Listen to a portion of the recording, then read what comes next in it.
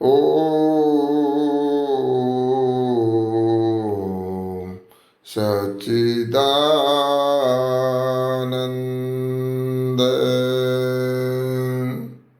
सबको सादर सप्रेम नमस्ते जी। आज हम इस उपनिषद की यहाँ पर 22वीं चर्चा कर रहे हैं। तो कल हम विचार कर रहे थे कि जो मूल प्रकृति है, जो अल्टीमेट प्रकृति के परमाणु हैं, सत्व रज तम है, उनकी खोज में जो लगे हुए हैं हजारों वैज्ञानिक और उसी की उपासना में रत हैं, आके शायद उसी से ये सारा ब्रह्मांड बना है और वो स्वयं बन गया, तो वो अंधकार में है। और उससे जो फिर कार्य जगत जो ये आया है, जो हम देखते हैं, उसकी उपासना में जो लगे रहते हैं, अर्थात जड़ जगत की उपासना करते हैं, तो वो उससे घोर अंधकार में पड़े रहते हैं। तो इस प्रकार से ये दोनों लोग दुखी होते हैं। और इसलिए विद्वान लोग जो हैं वो कार्य कारण इसको समझ करके वस्तु से अलग अलग प्रकार से उपकार लेते और लिवाते हैं, तथा उस कार्य कारण रूप गुणों को जानकर दूसरों को भी जनाते हैं। जो इनलाइटेंड पर्सन्स हैं, जो विद्वान लोग हैं, साधु हैं, सन्यासी हैं, तो इनका अर्थ कर अलग अलग ही उद्देश्य बताते हैं कि इसका उद्देश्य क्या है। वे बताते हैं कि जो मूल कारण है, जिसको वो लोग अनित्य समझते हैं, वो नित्य है, उसको नित्य समझते हैं। सत्व रज तम ये नित्य पदार्थ हैं, और उससे ईश्वर मनुष्यों के लिए, उस नित्य पदार्थों से ईश्वर मनुष्यों के लिए सृष्टि की रचना कर धर्म, अर्थ, काम, मोक्ष की सिद्धि करवाने में हमारी सहायता करता है। इसको जानकर वह व्यक्ति मृत्यु के भय से मुक्त हो जाता है। ऐसा जो धैर्यवान धीर पुरुष हैं वो समझाते हैं। फिर अगला मंत्र जो है उसका विषय है कि मनुष्यों को कार्य कारण से, अर्थात जो कॉज एंड इफेक्ट है, उससे क्या क्या सिद्ध करना चाहिए, ये अगला मंत्र बताता है। और अगला मंत्र इस प्रकार है। तो संभूतिं च विनाशं च यस्तद्वेदो भयं सः विनाशेन मृत्युं तीर्त्वा संभूत्यामृतमश्नुते।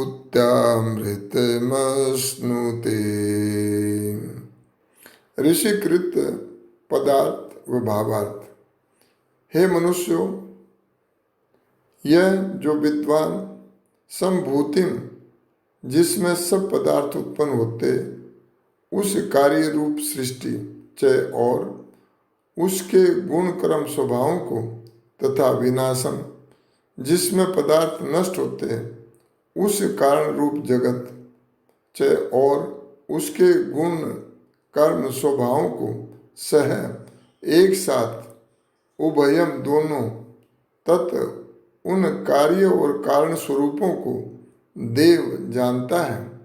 वह विद्वान विनाशे न नित्य स्वरूप जाने हुए कारण के साथ मृत्युम शरीर छूटने के दुख से तीर्थवा पार होकर संभूत्या शरीर, इंद्रिय और अंतःकरण रूप उत्पन्न हुई कार्य रूप धर्म में प्रवृत्त कराने वाली सृष्टि के साथ अमृतम मोक्ष सुख को अश्नुते प्राप्त होता है।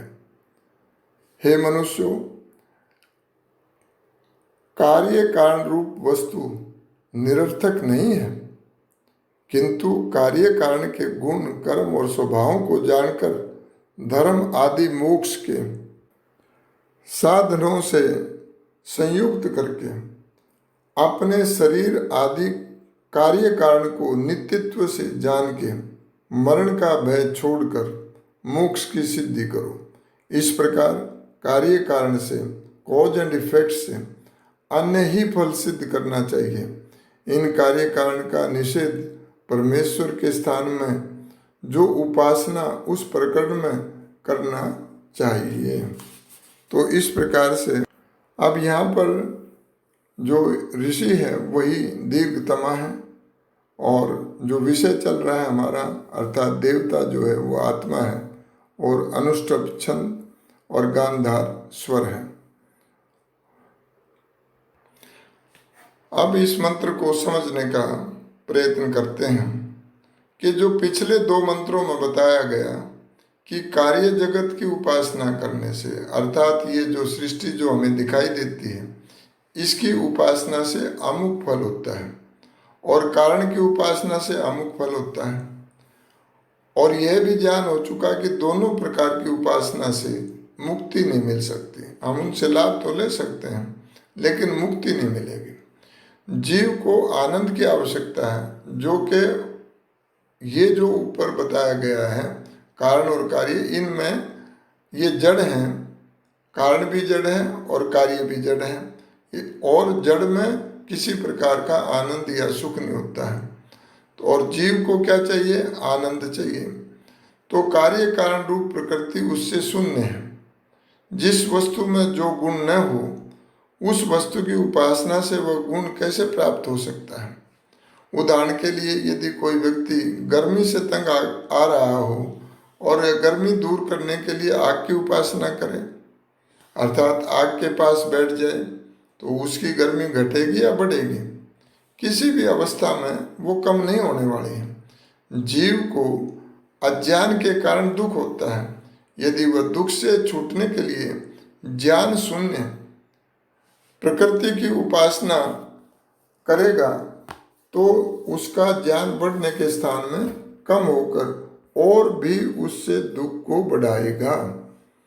इस वास्ते प्रकृति की उपासना से मुक्ति का निषेध करते हैं और मुक्ति के साधन बताए गए हैं कि जो इस सृष्टि से, जो कार्य रूप सृष्टि है, उसका प्रयोग करके हम मुक्ति को प्राप्त कर सकते हैं। वो प्रयोग के लिए है।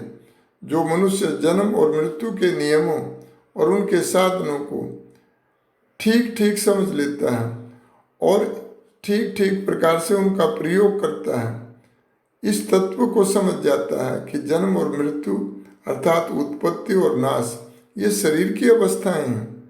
जो उत्पन्न हुआ है उसका नाश अवश्यंभावी है, क्योंकि वो जो कार्य रूप जड़ पदार्थ है उसने मिटना ही है, उसका एक समय के बाद में विनाश होना ही है। एवं जो शरीर संबंधी इच्छाओं को अपने से पृथक समझता है वह जन्म मरण के चक्कर से छूटकर शरीर के होते हुए ही मुक्ति की अवस्था को प्राप्त कर लेता है, अर्थात शरीर में रहते हुए ही मोक्ष के आनंद को भोगता है। पर कब?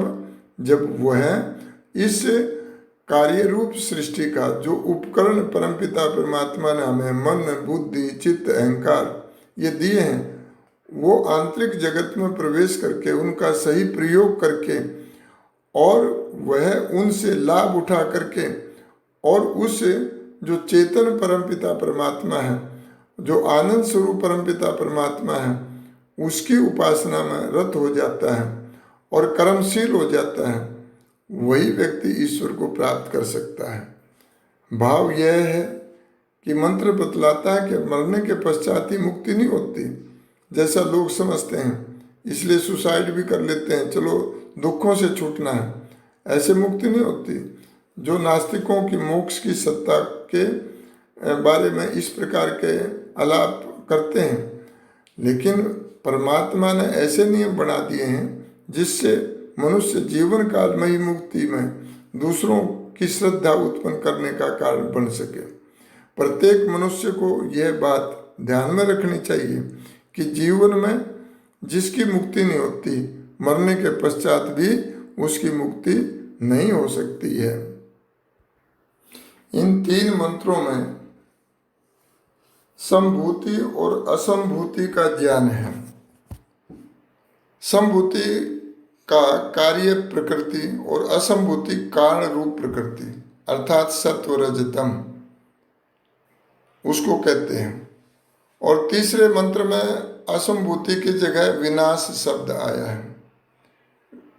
और विनाश का अर्थ होता है कि जिसका नाश न हो सके, जिसका नाश न हो सके वह विनाश है। इस प्रकार यह शब्द असंभूति का पर्यायवाचक ही है और वो है सत्वरजतम, जिसका कभी भी विनाश नहीं होता है। और जिसका विनाश नहीं होता है वो कारण रूप जो प्रकृति है उसका अंश हमारे अंदर भी है और उसी का नाम कारण शरीर भी है। कार्य शरीर दो हैं, एक सूक्ष्म शरीर और एक दूसरा स्थूल शरीर। इन तीनों के काम अलग अलग हैं। अब हम थोड़ा सा स्थूल शरीर के बारे में समझते हैं। स्थूल शरीर क्या है? यह सूक्ष्म शरीर का साधन है। उसी के द्वारा विषयमय जगत से सूक्ष्म शरीर का संबंध होता है। स्थूल शरीर के विकसित और पुष्ट होने से शरीर की उन्नति होती है। और ऐसे बहुत सारे उदाहरण मिलते हैं जिन्होंने अपनी शारीरिक उन्नति के बल पर बहुत काम किए हैं। हम महर्षि स्वामी दयानंद को देखें तो उनकी शारीरिक उन्नति के साथ साथ उनकी सामाजिक और आत्मिक उन्नति कितनी बड़ी थी, उसकी डिटेल में अब यहाँ नहीं जाते। राम मूर्ति को देखें तो राम मूर्ति की शारीरिक शक्ति, उन्होंने अपनी शारीरिक शक्ति को बहुत बढ़ाया था। अब जो सूक्ष्म शरीर है उस शरीर के अंदर जो है 17, कुछ लोग मानते हैं, कुछ लोग 18 मानते हैं, कुछ 19 मानते हैं। हालांकि उनके भेद विशेष नहीं है, उसमें इतनी उपकरण हैं, हमारे साधन हैं, जिसमें मुख्य रूप से 5 ज्ञानेंद्रियां और 5 सूक्ष्म विषय तन्मात्रा, शब्द, स्पर्श, रूप, रस, गंध और 5 प्राण, प्राण, अपान, व्यान, समान, उदान, मन, बुद्धि। और जब इनका और विश्लेषण करते हैं तो चित्त और अहंकार, तो ये 19 हो जाते हैं। और अगर मन और बुद्धि को लेंगे तो ये 17 पदार्थ होते हैं। तो ये सूक्ष्म शरीर जो है ये हमेशा जीवात्मा के साथ आदिकाल से आया है। स्थूल शरीर की मृत्यु होती है, उसका विनाश होता है, लेकिन सूक्ष्म शरीर का विनाश नहीं होता है। ये सूक्ष्म शरीर जीवात्मा को जन्म जन्मांतरों को भोगाने के लिए वो वहीं ले जाता है जहाँ इसका कर्म फल, क्योंकि कर्म का सारा लेखा जोखा वो सूक्ष्म शरीर के अंदर निहित होता है। तो सूक्ष्म शरीर के विकसित और पुष्ट होने से मानसिक उन्नति होती है और मानसिक उन्नति किए हुए पुरुष जाति के नेता, राजा और उच्च राज्य कर्मचारी हुआ करते हैं। और कारण शरीर के विकसित और पुष्ट होने से मनुष्य में ईश प्रेम आता है, परमात्मा के प्रति भक्ति जागृत होती है और वह योगी बना करते हैं। तात्पर्य यह है कि तीनों प्रकार के शरीर उन्नत होने चाहिए। आज संसार के अंदर हम एक प्रकार के शरीर को उन्नत करने का प्रयत्न करते हैं और वो भी विषय भोगों के साथ में, और जिससे व्यक्ति दुखी होता है। व्यक्ति जिम में जाएगा, शरीर पुष्ट हो जाएगा और उसका उद्देश्य केवल क्या होता है कि ज़्यादा से ज़्यादा भोग कर सके। लेकिन भोगा न भोगता वयमेव भोगता, भोगों को भोगा नहीं जा सकता, भोग हमें भोग लेते हैं। इसलिए इस प्रकार की धारणा, इस प्रकार के जो विचार हैं वो तो वैदिक संस्कृति में ही मिलते हैं और कोई नहीं बताता इन बातों को, क्योंकि उनके पास वो ज्ञान है ही नहीं। तो इस प्रकार से समझते हुए इसी विषय को, इसी विवेचना को लेकर के अगले उसमें हम चलेंगे। तो आपने मेरी बातों को सुना और इस चर्चा को फिर आगे बढ़ाएंगे, जिससे हम समझ में आ जाए कि उपनिषदकार या यजुर्वेद का 40वां अध्याय हमें क्या उपदेश करता है, हमारे क्या कर्तव्य हैं। तो इस प्रकार से आपने ध्यान से सुना। आपको सबको सादर नमस्ते। ओम शांति शांति शांति।